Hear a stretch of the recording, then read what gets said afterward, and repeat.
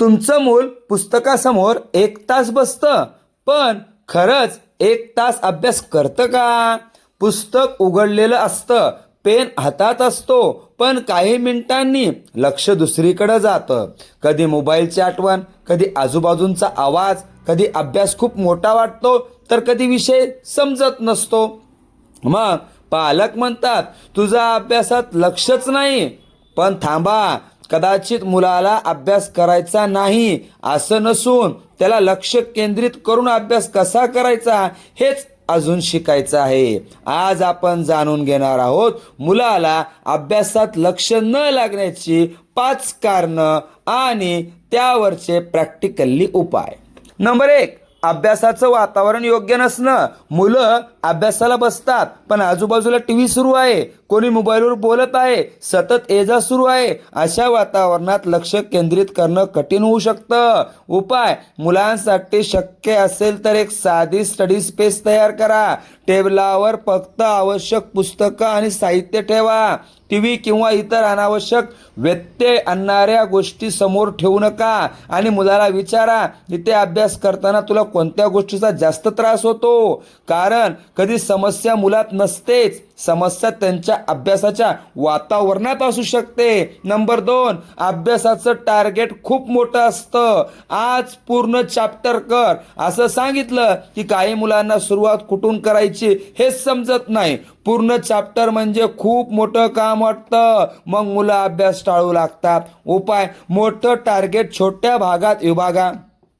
उदाहरणार्थ, आज पूर्ण सायन्स कर, त्याऐवजी आज एक कन्सेप्ट समजून घे.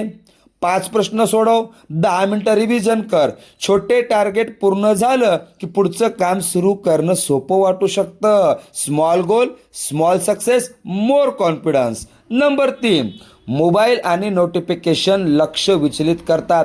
अभ्यास करताना मोबाईल जवळ असतो, एक नोटिफिकेशन आली, मुलाचं लक्ष तिकडे गेलं, मग एक मेसेज आहे किंवा एक व्हिडिओ आणि अभ्यासाचा फ्लो तुटतो. उपाय: अभ्यासाच्या वेळेत मोबाईलची गरज नसेल तर तो दूर आणि सुरक्षित ठिकाणी ठेवा आणि अभ्यास सुरू करण्यापूर्वी ठरवा आता किती वेळ अभ्यास करायचा आहे. उदाहरणार्थ 25 किंवा 30 मिनिटाचा एक स्टडी सेक्शन, मग छोटा ब्रेक. यामुळे मुलाला अभ्यास आणि विश्रांती यामध्ये स्पष्ट फरक करता येतो. नंबर 4, विषय समजत नसल्यामुळे मूल अभ्यास टाळतं. कधी कधी आपण म्हणतो मुलाला अभ्यासातच लक्ष नाही, पण खरं कारण वेगळं असू शकतं. मुलाला टॉपिक समजत नसतो, एक प्रश्न चुकतो, दुसरा चुकतो आणि मग मनात विचार येतो मला हे जमत नाही, मग पुस्तक उघडण्याची इच्छाच कमी होऊ शकते.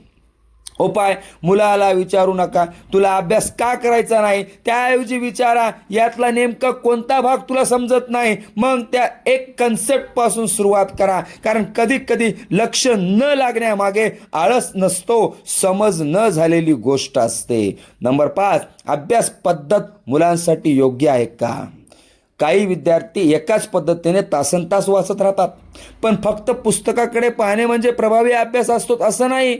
उपाय: अभ्यासामध्ये वेगवेगळ्या पद्धती वापरा. थोडं वाचा, स्वतः लिहा, स्वतःला प्रश्न विचारा, पुस्तक बंद करून आठवून सांगा, स्वतःची छोटी टेस्ट घ्या. उदाहरणार्थ, एक कन्सेप्ट वाचल्यानंतर पुस्तक बंद करा आणि विचारा आता मी काय शिकलो. जर स्वतःच्या शब्दात सांगता आलं तर अभ्यास अधिक ॲक्टिव्ह झाला. प्रिय पालकांनो आणि विद्यार्थ्यांनो, मुलाला अभ्यासात लक्ष लागत नाही म्हणजेच त्याला आळशी किंवा अभ्यासात कमजोर असं म्हणू नका.